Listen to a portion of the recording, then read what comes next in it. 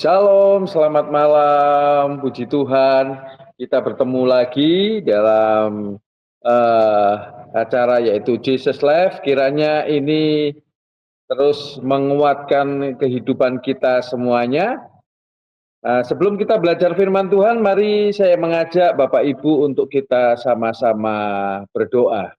Bapa, di dalam nama Tuhan Yesus kami bersyukur oleh karena kebaikan-Mu hari ini kami tetap ada, dan oleh karena kebaikan-Mu kami boleh belajar kebenaran firman-Mu. Hari ini kami percaya Tuhan Engkau menyiapkan hati kami untuk benar-benar kami mengerti isi hati-Mu, sehingga kami percaya setiap kebenaran yang kami mengerti, maka kami percaya kami akan melakukannya Tuhan. Dan kami bersyukur memiliki Tuhan seperti Engkau yang selalu membimbing kami dengan firman-Mu. Terima kasih, kami bersyukur di dalam nama Tuhan Yesus kami sudah berdoa. Amin. Salam, puji Tuhan, Bapak Ibu yang dikasihi oleh Tuhan. Di pertemuan sebelumnya kita belajar bersama-sama, yaitu bagaimana ada tahapan-tahapan pengenalan kita dengan Tuhan, dari mulai perjumpaan, perkenalan, ya, pengenalan sampai kita benar-benar menjadi sahabat Tuhan. Menjadi sahabat Tuhan itu bagaimana kita mulai lebih mengerti lagi setiap isi hati Tuhan. Puji Tuhan, hari ini saya mengajak untuk kita sama-sama baca di dalam Hosea pasal yang ke-6. Hosea pasal yang ke-6 ayat yang ke-3. Saya akan baca demikian bunyi firman Tuhan. Hosea pasal yang ke-6 ayat yang ke-3. Marilah kita mengenal dan berusaha sungguh-sungguh mengenal Tuhan.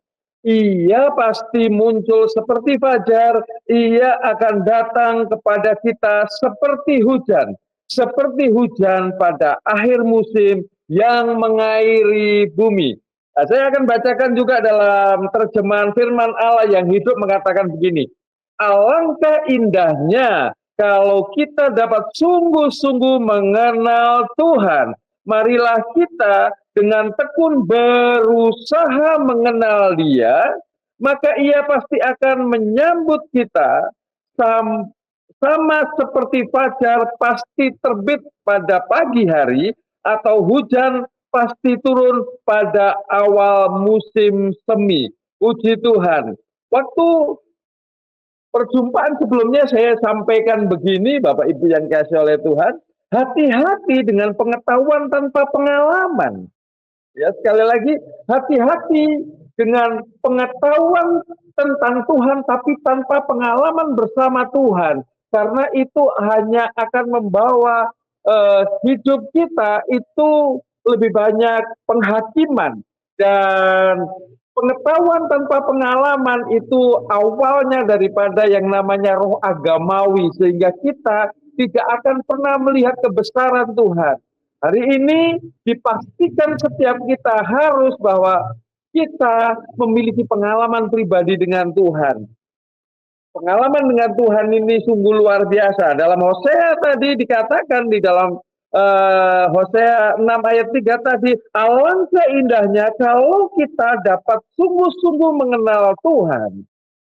Jadi alangkah indahnya, kata alangkah indahnya, betapa menyenangkan kita bahwa kalau kita itu mengenal Tuhan atau memiliki pengalaman pribadi dengan Tuhan. Karena tidak akan kita mengenal Tuhan di dalam diri kita tanpa kita memiliki pengalaman pribadi dengan Tuhan. Pengalaman pribadi dengan Tuhan inilah yang membuat, sekali lagi, yang membuat kita akhirnya semangat dan membuat kita semakin mengerti ternyata Tuhan itu benar-benar memakai kita. Ternyata Tuhan yang kita sembah itu benar-benar ada di dalam hidup kita, dan itu perlu sekali. Jadi yang pertama di situ dikatakan, alangkah indahnya kalau kita dapat sungguh-sungguh mengenal Tuhan. Apakah pengenalan kita dengan Tuhan itu merupakan satu kesenangan? Apakah pengenalan kita dengan Tuhan itu merupakan kesukaan? Diawali dengan kesukaan, kesenangan, maka akan ada gairah. Gairah untuk apa? Mengenal Tuhan. Kayak berikutnya dikatakan begini, marilah kita dengan tekun berusaha mengenal Dia. Puji Tuhan. Di sini sangat jelas dikatakan marilah kita dengan tekun. Kata marilah itu berarti kata kerja. Kata marilah itu berarti kata ajakan. Kata marilah itu berarti harus ada yang diusahakan. Dan di situ dikatakan marilah kita dengan tidak hanya sekedar marilah aja, tapi marilah kita dengan tekun. Tekun ini berbicara tentang bagaimana setiap waktunya kita untuk belajar. Sekali lagi, setiap waktunya kita terus menyelidiki dan belajar akan pengenalan kita dengan Tuhan. Setiap waktu kita berjalan dengan Tuhan, hari-hari kita, hidup kita, itu kita harus mengerti. Karena dengan kita mengerti Tuhan, karena kita memiliki hubungan baik dengan Tuhan, maka setiap harinya itu adalah proses belajar dengan Tuhan. Dan orang-orang yang seperti ini, dia akan menghargai Tuhan yang bekerja di dalam dirinya. Kenapa? Di dalam hidupnya adalah kasih karunia. Setiap dia melihat hidupnya adalah anugerah. Dan setiap dia melihat dirinya adalah benar-benar Tuhanlah yang bekerja. Bukan karena kekuatan kita. Bukan karena kegagahan kita. Tapi sepenuhnya oleh karena Tuhan. Dan saya percaya orang-orang yang menghargai Tuhan di dalam dirinya, dia sama dengan dia orang yang menghargai kasih karunia. Di situ berikutnya dikatakan, maka ia akan menyambut kita sama seperti fajar pasti terbit pada pagi hari dan hujan pasti turun pada awal musim. Pengenalan kita dengan Tuhan itu pastinya tidak menjaring angin. Karena pastinya ada yang namanya kepastian dengan Tuhan. Ya puji Tuhan. Di ayat 6-nya di dalam Hosea 6 ayat 6 dikatakan begini. Sebab aku menyukai kasih setia ya, dan bukan korban sembelihan dan menyukai pengenalan akan Allah lebih dari korban-korban bakaran. Apakah korban bakaran itu perlu pada waktu itu? Perlu sekali. Apakah pada waktu itu korban sembelihan perlu? Perlu sekali. Tapi apa gunanya itu korban sembelihan ataupun korban bakaran itu tanpa yang namanya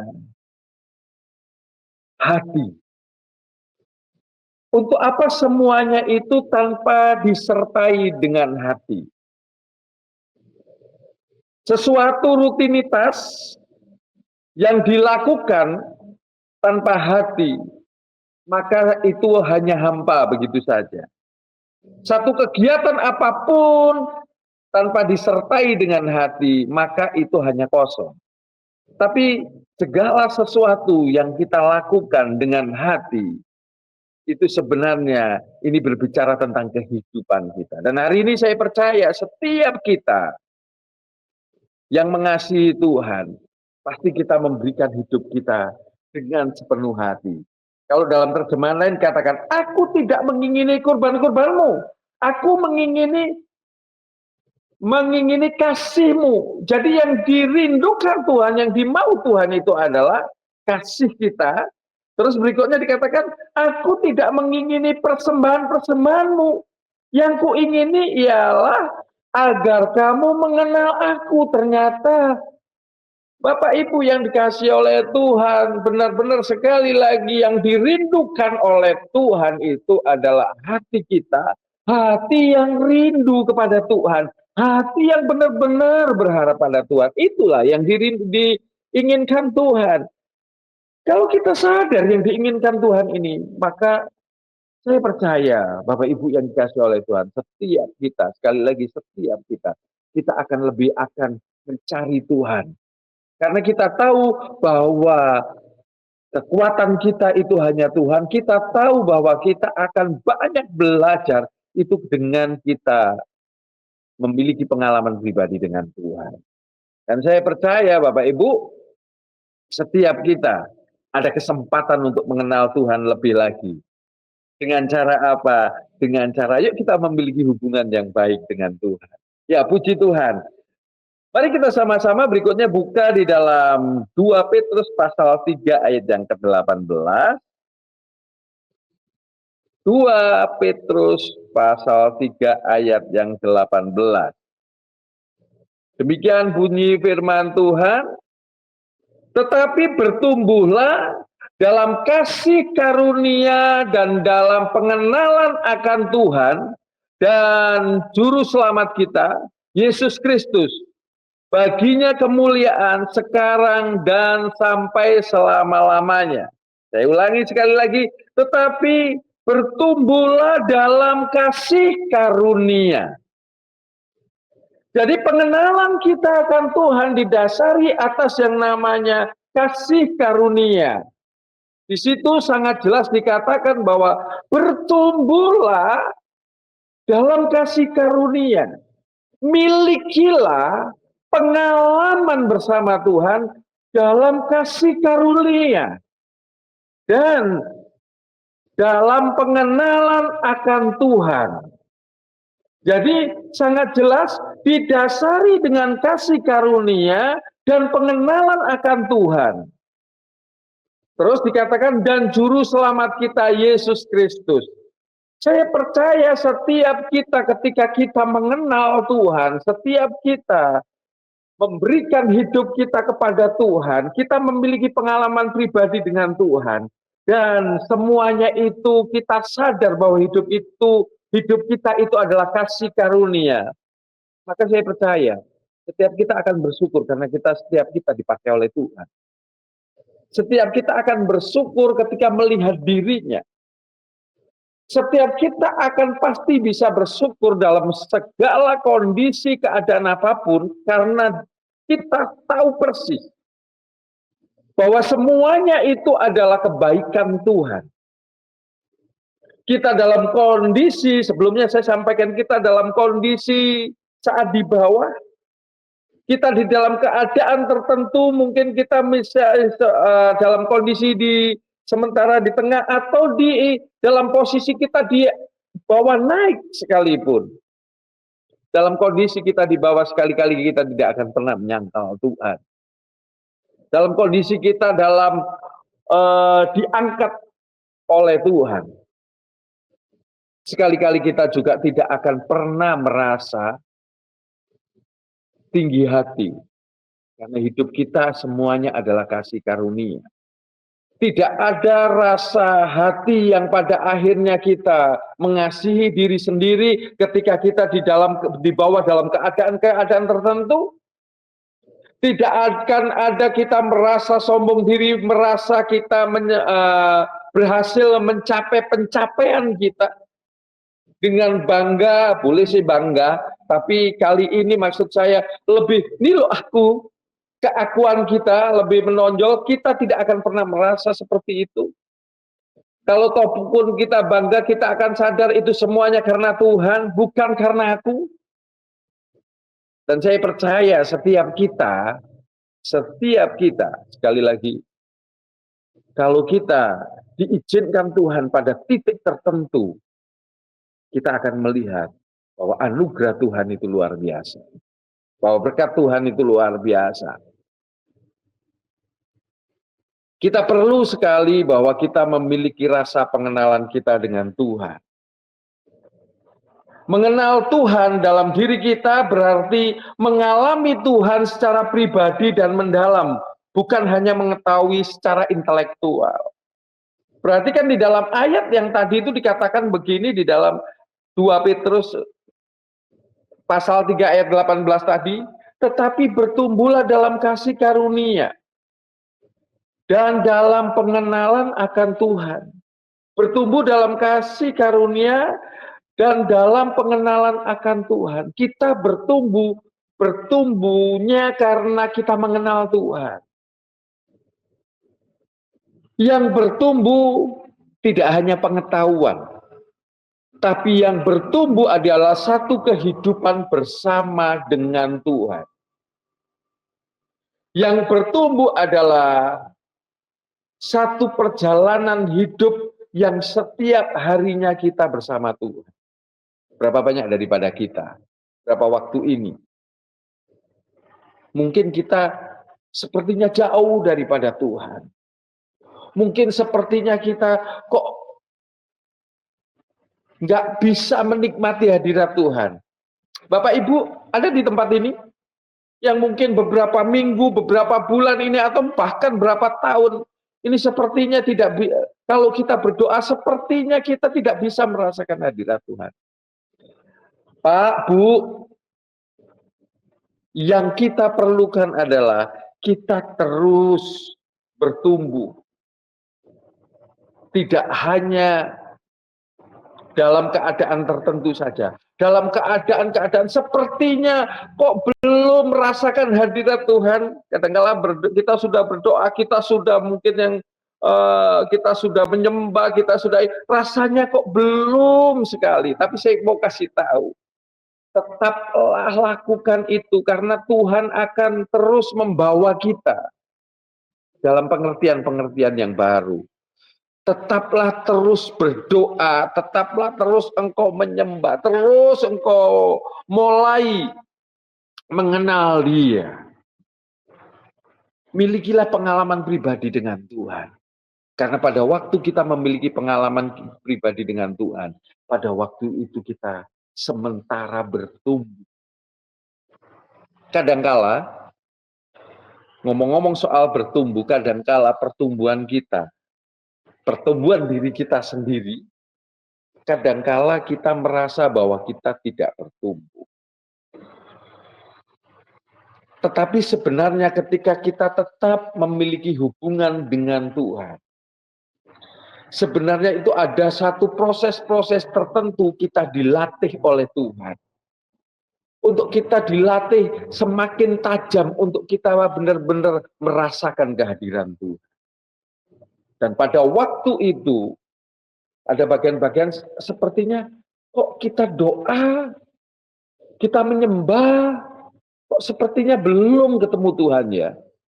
Tapi percayalah, selama kita memiliki satu kerinduan bertumbuh, ada waktu-waktu tertentu Tuhan mulai mengajar kita. Dan pada waktu itu kita akan ngerti, oh ini ya maksudnya. Sedikit susah saya untuk menjabarkan. Tapi pengalaman pribadi kita dengan Tuhan itu benar-benar membuat kita bertumbuh, mengenal Tuhan lebih lagi. Pertumbuhan kita bukan hanya melalui usaha manusiawi kita, tetapi karena kasih karunia-Nya. Pertumbuhan kita bukan karena mungkin karena kita banyak belajar dalam arti kita belajar, kita baca Alkitab, ya baik. Baca Alkitab, kita baca buku-buku rohani, baik. Kita mendengarkan khotbah-khotbah rohani kayak malam hari ini, baik. Tidak ada yang salah dengan itu. Tapi ketika semuanya itu kita tidak alami, maka sesungguhnya kita mulai terhambat dalam proses pertumbuhan. Karena pertumbuhan kita itu pengalaman pribadi dengan Tuhan. Nah, kapan kita bisa mengerti itu? Kalau kita sekali lagi tetap di dalam kasih karunia Tuhan. Dan dikatakan dalam, masih di dalam Petrus itu, 2 Petrus 3 itu dikatakan bahwa tetapi bertumbuhlah dalam kasih karunia. Jadi kasih karunia itu hal yang terpenting dalam diri kita, Bapak Ibu. Kita menyadari bahwa Tuhan itu bekerja luar biasa dalam diri kita. Kita menyadari bahwa kehendak Tuhan itu luar biasa dalam diri kita. Mari kita sama-sama belajar untuk dalam kehidupan kita selalu mengutamakan Tuhan. Karena ketika kita mengutamakan Tuhan bersama dengan Tuhan, kita melihat pertolongan Tuhan itu luar biasa. Mengizinkan kasih karunia itu membentuk karakter Kristus di dalam kita adalah cara kita mengenal Tuhan secara nyata dalam hidup sehari-hari. Sekali lagi, mengizinkan kasih karunia itu membentuk karakter Kristus di dalam kita adalah cara kita mengenal Tuhan secara nyata dalam hidup sehari-hari. Dalam kehidupan keseharian kita, ketika kita mengizinkan kasih karunia itu terus bekerja dalam diri kita, maka itu akan benar-benar membentuk karakter kita. Kita dihadapkan, satu contoh kita dihadapkan dalam kondisi yang mungkin kita tidak sukai. Mungkin bagi orang tertentu yang mungkin orang tidak mengenal Tuhan, atau orang yang mengenal Tuhan tapi tidak sadar bahwa hidupnya adalah kasih karunia. Orang-orang itu dihadapkan dalam keadaan tertentu, dalam kesulitan-kesulitan tertentu. Orang itu akan pasti susah untuk mengucap syukur. Orang-orang yang seperti itu biasanya mereka justru akan mengeluh, orang-orang seperti itu justru akhirnya mulai menghakimi diri sendiri, mengasihi diri sendiri, dan itu saya pastikan justru tidak bertumbuh imannya, tapi sebaliknya dia justru akan mengalami degradasi secara iman. Kenapa? Ketika mulai membandingkan apa yang terjadi dengan keadaan diri kita, kita tidak pernah melihat Tuhan yang besar di dalam diri kita. Tapi apabila kita melihat Tuhan yang besar dalam diri kita, percayalah, semua keadaan yang terjadi itu merupakan satu pembelajaran. Dalam keadaan tertentu, justru Tuhan itu mulai bekerja di dalam diri kita, dan pengertian kita, penangkapan kita dengan semua kejadian yang terjadi dalam diri kita, dalam kesulitan, kesukaran hidup kita, itu justru mendidik kita untuk apa? Untuk kita pada akhirnya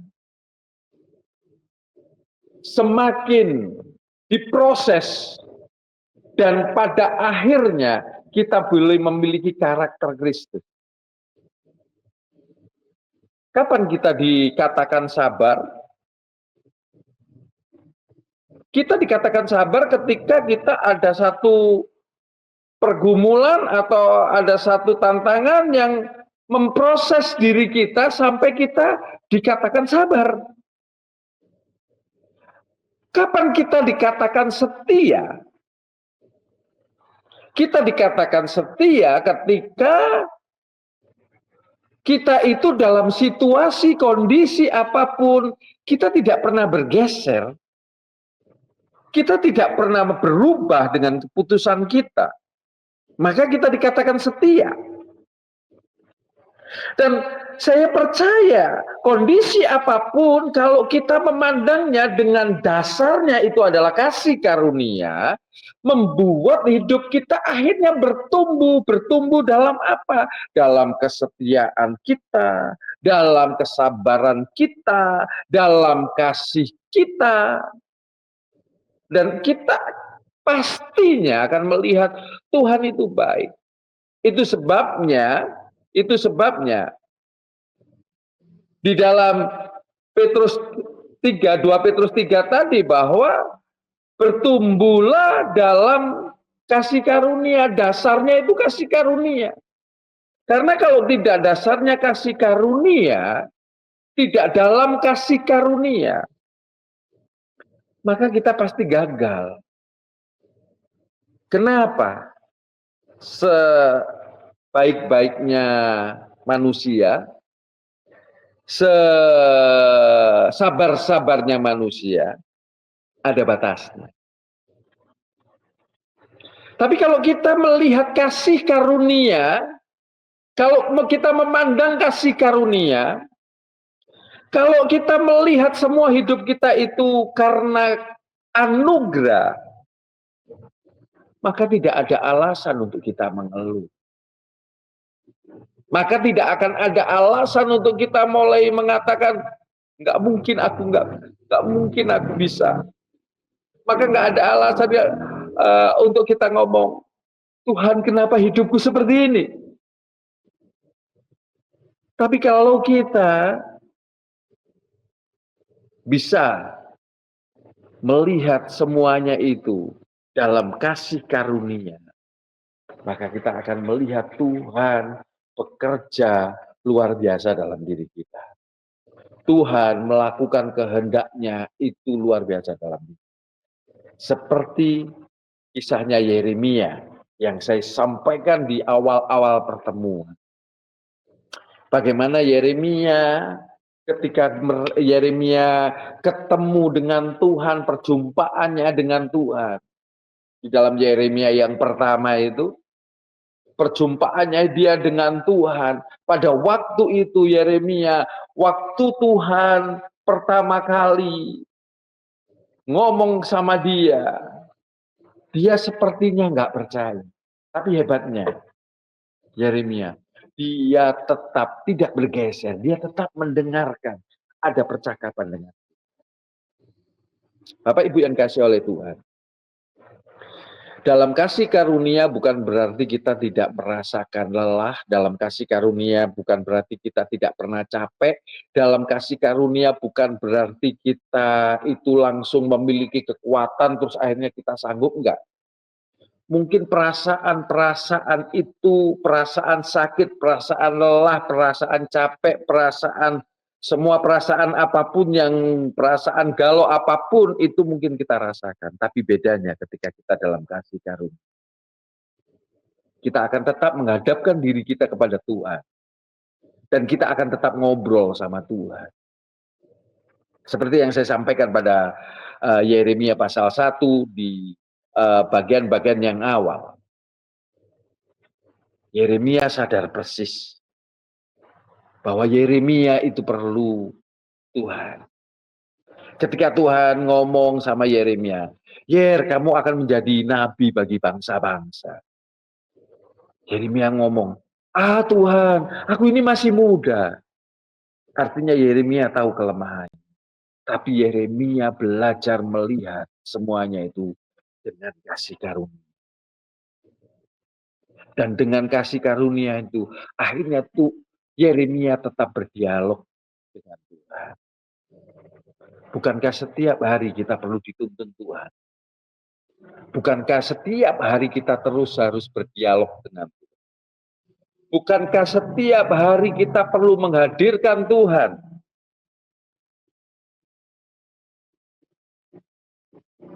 Karena saya percaya setiap kita yang mengenal Tuhan di dalam dirinya, pasti dia akan menghargai yang namanya kasih karunia. Sebaliknya, orang-orang yang melihat kasih karunia, dia akan melihat Tuhan yang besar di dalam hidup. Dan berapa banyak kita belum mengerti kehendak Tuhan. Mengenal Tuhan bukan hanya teori, tapi relasi pengenalan itu bersifat pribadi dan transformatif, perubahan. Tahap demi tahap, step by step, hidup kita akan diubahkan. Setiap hari sampai kapan? Seterusnya kita harus mengenal Tuhan. Seterusnya kita benar-benar sampai benar-benar kita mengerti hati Tuhan. Tidak akan ada pernah berhentinya.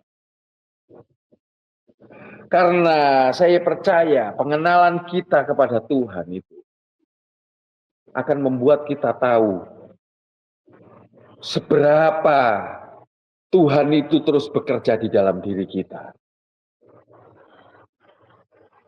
Dan kalau kita mengerti Tuhan yang besar dalam diri kita, maka kita melakukan segala sesuatu dengan penuh cinta. Dengan penuh kasih. Pernah berpikir orang-orang yang rela berkorban untuk satu pekerjaan Tuhan, orang-orang yang mengabdikan dirinya, orang-orang yang memberi hidupnya kepada Tuhan. Kadang-kadang tidak sesuai ekspektasi banyak orang. Kalau orangnya itu sendiri yang mengenal Tuhan, mungkin dia sudah mengerti arti. Tapi orang-orang luar mungkin melihat, dia kan orang yang berpendidikan, dia orang yang luar biasa, tapi kok mau-maunya ya melakukan itu. Ada hamba-hamba Tuhan yang mereka mengabdikan dirinya di satu tempat mungkin. Kenapa ya? Mungkin orang lihat kok mau-maunya. Atau profesi apapun, kadang-kala kita mengambil satu keputusan yang sepertinya menurut orang dunia itu nekat. Tapi kalau menurut kita, karena kita menjalankan apa yang Tuhan lakukan di dalam diri kita. Banyak orang bingung, kenapa itu harus dikerjakan ya? Kenapa orang itu melakukan itu? Kenapa orang itu mengerjakan itu? Dan banyak orang yang tidak mengerti. Tapi sesungguhnya, orang-orang yang seperti ini karena mereka mengerti apa yang dikerjakan. Bahkan pernah saya sampaikan di pertemuan sebelumnya. Pernah berpikir, kenapa para martir mau rela mati? Ini nggak masuk akal. Tapi ketika orang itu berjumpa dengan Tuhan, dan dia mulai mengenal Tuhan, mengenal kasih karunia Tuhan, dia mengenal Tuhan di dalam diri. Sehingga semua potensi hidupnya itu diberikan kepada Tuhan. Seluruh potensi yang ada di dalam hidupnya itu diberikan kepada Tuhan. Potensi apapun untuk kemuliaan Tuhan. Dan orang-orang ini melakukannya dengan suka hati. Karena mereka mengenal Tuhan tidak hanya sekedar mengenal begitu saja. Tapi mereka melihat hidupnya adalah anugerah. Bapak Ibu yang dikasihi oleh Tuhan, seberapa banyak kita yang ada. Kadang-kala kita belum mengerti jalan-jalan Tuhan dalam diri kita. Kadang-kala kita mengeluh, kadang-kala kita mungkin protes, kadang-kala kita mungkin, Tuhan kenapa begini? Tapi saya mau kasih tahu. Semuanya itu mungkin manusiawi, seperti Yeremia pasal 1. Yeremia mengalami, Tuhan, aku masih muda. Hal-hal manusiawi itu mungkin kita temui. Tapi saya mau kasih tahu Bapak Ibu yang kasih oleh Tuhan. Jangan sekali-kali bergeser. Jangan sekali-kali bergeser. Tetap lihat kasih karunia dan tetap lakukanlah kehendak Tuhan. Maka Tuhan akan melakukan hidup kita. Kita tidak mengenal Tuhan dengan kekuatan kita sendiri. Tetapi melalui Roh Kudus yang bekerja di dalam kita. Kita mengenal Tuhan bukan dengan kekuatan kita. Tapi kita mengenal Tuhan dengan kekuatan Roh Kudus. Dan saya percaya waktu-waktu ini kita akan dibawa oleh Tuhan dalam pengalaman-pengalaman baru bersama Tuhan. Pengenalan akan Tuhan membuat kita serupa dengan Kristus. Sekali lagi, pengenalan akan Tuhan membuat kita serupa dengan Kristus. Dan saya percaya hidup kita akan diubahkan. Karakter kita akan diubahkan. Ada orang berapa waktu yang lalu sharing dengan saya ngomong gini, Pak Gembala, saya sepertinya susah berubah.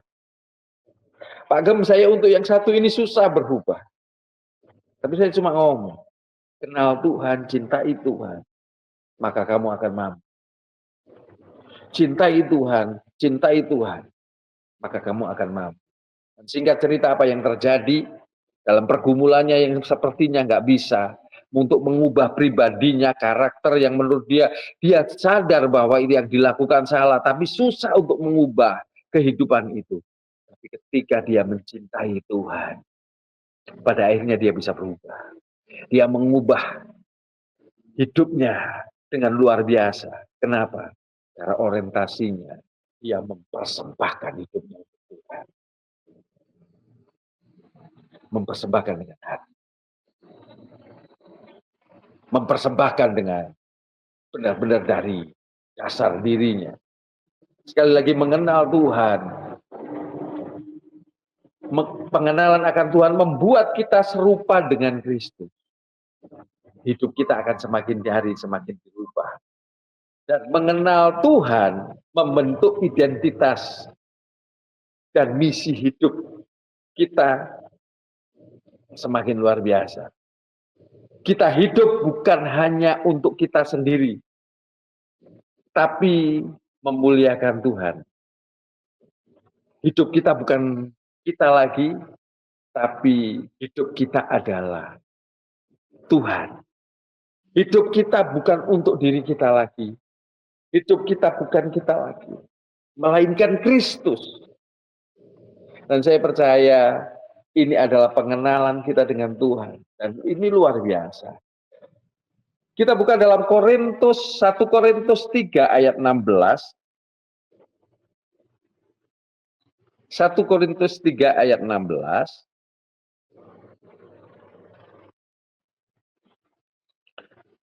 Demikian bunyi firman Tuhan. Tidak tahukah kamu bahwa kamu adalah bait Allah dan bahwa Roh Allah diam di dalam kamu? Saya ulangi. Tidak tahukah kamu bahwa kamu adalah bait Allah dan bahwa Roh Allah diam di dalam kamu? Orang-orang yang melihat kasih karunia Tuhan dan terus berjalan dengan Tuhan dalam kasih karunia Tuhan itu, percayalah dia akan sadar bahwa hidupnya itu berharga. Kenapa hidupnya itu berharga? Karena hidupnya, dirinya itu adalah tempat kediamannya Tuhan. Dan saya percaya kalau orang itu sadar bahwa di dalam hidupnya, bahwa hidupnya itu adalah tempat kediamannya Tuhan, dia pasti sangat menghargai dirinya. Artinya begitu dia melihat dirinya, dia melihat Tuhan yang sementara bekerja.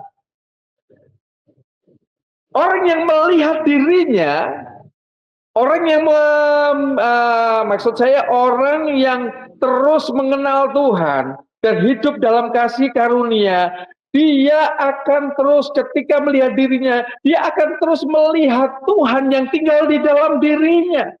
Dan betapa mulianya hidupnya, sehingga dia tidak akan pernah mencemarkan hidupnya. Kenapa? Dia sadar bahwa hidupnya berharga bukan karena kekuatannya, tapi karena ada Tuhan yang tinggal di dalam dirinya. Mungkin ayat ini hanya sekedar beberapa orang untuk menyampaikan, nggak salah sih, menyampaikan mungkin berkaitan dengan hal-hal pertobatan. Jangan merokok, jangan minum minuman keras, ya, karena tubuh kita bait Allah. Tapi tidak sekedar itu. Pengertiannya lebih dalam lagi. Sekali lagi nggak salah yang saya sampaikan itu tadi. Tapi ada makna yang lebih dalam lagi. Karena di situ dikatakan, tidak tahukah kamu bahwa kamu adalah bait Allah dan bahwa Roh Allah diam di dalam kamu. Ini lebih cenderung ketika kita sadar Tuhan ada di dalam diri kita, kita semakin tunduk takluk pada otoritas Tuhan. Kita semakin mengerti bahwa hidup kita ini berharga. Pernah kita memiliki benda yang berharga, barang yang berharga? Barang yang berharga begitu jatuh aja itu benar-benar kita ambil, kita sayang-sayang. Barang berharga akan kita tempatkan pada tempat yang tepat, yang mungkin tempatnya yang lebih layak. Barang berharga pasti kita akan perlakukan dengan cara yang istimewa. Dan pernah berpikir bahwa hidup kita ini berharga? Orang yang sadar bahwa dirinya adalah bait Allah, tempatnya roh Tuhan tinggal di dalam dirinya. Percayalah dia tidak akan pernah mengasihani diri sendiri. Percayalah dia tidak akan pernah menyalahkan dirinya. Percayalah dia tidak akan pernah menjadi pribadi yang minder. Kenapa? Kita melihat kita berharga. Kita berharga oleh karena kita ditebus oleh Tuhan. Kita berharga setelah kita ditebus. Tuhan tinggal di dalam diri. Pak, Bu, tahu nggak? Hidupmu berharga. Bapak Ibu yang kasih oleh Tuhan, tahu nggak? Tuhan nggak iseng ciptain kita. Kita mulia di hadapan. Kenali. Ya. Dan pada fase begitu kita mengenal Tuhan di dalam diri, kita akan menggunakan segala daya, sekali lagi, upaya kita, semua potensi diri kita untuk memuliakan Tuhan. Ketika kita tahu bahwa di dalam diri kita ada Tuhan yang besar, maka kita akan dengan segala daya kita yang ada pada kita akan semakin memuliakan. Karena itu adalah hal yang luar biasa. Saya ulangi lagi, tidak tahukah kamu bahwa kamu adalah bait Allah dan bahwa roh Allah diam di dalam kamu. Roh Allah diam di dalam kamu. Roh Allah, roh yang kudus diam di dalam kamu. Kenapa dia bisa tinggal di dalam diri? Karena engkau sudah dilayakkan. Karena engkau sudah ditebus. Tapi seberapa banyak kita sadar bahwa kita sudah ditebus? Seberapa banyak kita yang sadar bahwa kita ini sudah ditebus oleh Tuhan? Berapa banyak kita yang kadang-kadang tidak menghargai? Kayak sesungguhnya kita lupa bahwa Tuhan yang besar itu sementara bekerja di dalam diri kita. Dan orang-orang yang begini pasti kita baca di dalam Galatia pasal yang kedua ayat yang ke-20, ayat yang terakhir untuk di season kali ini, ya. Galatia 2 ayat 20 dikatakan begini. Sama-sama kita buka di dalam Galatia pasal yang kedua ayat yang ke-20. Namun aku hidup, tetapi bukan lagi aku sendiri yang hidup, melainkan Kristus yang hidup di dalam aku. Dan hidupku yang kuhidupi sekarang di dalam daging adalah hidup oleh iman dalam Anak Allah yang telah mengasihi aku dan menyerahkan dirinya untuk aku. Saya ulangi sekali lagi. Namun aku hidup, tetapi bukan lagi aku sendiri yang hidup, melainkan Kristus yang hidup di dalamku. Haleluya. Kristus yang hidup di dalam diri kita. Bukan diri kita lagi, tapi Kristus. Betapa berharganya Bapak Ibu di hadapan Tuhan. Betapa mulianya Bapak Ibu di hadapan Tuhan. Sehingga Kristus itu tinggal dalam kehidupan Bapak Ibu. Sehingga ketika kita dalam keadaan-keadaan tertentu, dalam kesulitan-kesulitan tertentu, dalam kondisi-kondisi dalam kesukaran, kita tidak melihat kok keadaannya yang terjadi itu. Tapi kita melihat Tuhan yang besar yang ada di dalam diri kita itu sementara bekerja untuk mengikis semua bentuk-bentuk keduniawian kita sampai benar-benar manusia Kristus itu muncul. Dan benar-benar kehendak Tuhan itu dinyatakan atas kita. Di bagian berikutnya dikatakan, dan hidupku yang kuhidupi sekarang di dalam daging adalah hidup oleh iman. Jadi yang kita hidup dalam kedagingan kita ini, yang sementara beraktivitas nih, ini hidup oleh iman. Dalam Roma pasal 1 itu mengatakan bahwa kita berdiri ini di atas dasar iman, melangkah menuju ke iman, sehingga orang benar akan disebut adalah orang yang berjalan dengan iman. Dan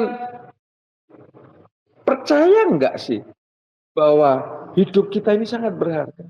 Bertolak dari iman, menuju ke iman. Hidup kita ini ditentukan oleh iman secara fisik. Kenapa kita memiliki iman yang luar biasa? Karena kita digerakkan kembali yang di atasnya tadi. Namun aku hidup, tetapi bukan lagi aku sendiri yang hidup, melainkan Kristus yang hidup di dalamku. Orientasi kita adalah Kristus. Orientasi kita adalah Kristus, dan ketika kita menjalani kehidupan keseharian kita, semuanya atas dasar kita memiliki iman kepada Tuhan. Dan di situ dikatakan bahwa dan hidupku yang kuhidupi sekarang di dalam daging adalah hidup oleh iman dalam Anak Allah yang telah mengasihi aku dan menyerahkan dirinya untuk aku. Dia sudah menyerahkan hidupnya. Sekali lagi tidak ada alasan kita untuk tidak percaya. Tidak ada alasan untuk kita tidak sungguh-sungguh dengan Tuhan. Tidak ada alasan untuk kita mulai mengasihani diri, meratapi nasib. Tidak ada alasan untuk kita marah dengan keadaan. Tapi percayalah, untuk orang-orang yang mengasihi Tuhan, untuk orang-orang yang berharap pada Tuhan, untuk orang-orang yang hidupnya dalam kasih karunia Tuhan, yang terus berjalan dalam kasih karunia Tuhan. Percayalah, dia akan mengenal Tuhan yang besar di dalam diri. Puji Tuhan. Kebenaran firman ini kiranya meneguhkan kita untuk pertemuan yang berikutnya. Yang pertemuan terakhir saya akan bahas bagaimana cara mengubah kehidupan kita sampai kita benar-benar mengerti kehendak Tuhan. Ya, puji Tuhan, ini yang bisa saya sampaikan petang hari ini, tapi saya percaya setiap kita, saya rindu bahwa setiap kita, hidup kita semakin diubahkan. Yuk kita berjalan dengan Tuhan. Ya, kemanusiaan kita mungkin kita tetap rasa, tapi jangan bergeser. Seperti Yeremia, dalam Yeremia 1. Tetap perhatian, tetap terang. Tuhan Yesus memberkati. Mari kita berdoa. Bapa, di dalam nama Tuhan Yesus kami berdoa pada malam hari ini Tuhan. Seberapa kami yang mendengar kebenaran firman-Mu, seberapa kami yang saat ini perenungan firman-Mu, mari wahyukan setiap kebenaran-Mu di dalam diri kami. Hamba-Mu terbatas menyampaikan, tapi kami percaya Roh Kudus hari ini adalah guru agung kami yang mengajar hidup kami, sehingga kami percaya semuanya itu diterjemahkan, membuat kami mengerti kehendak Tuhan, dan pada akhirnya kami menjadi pelaku-pelaku firman.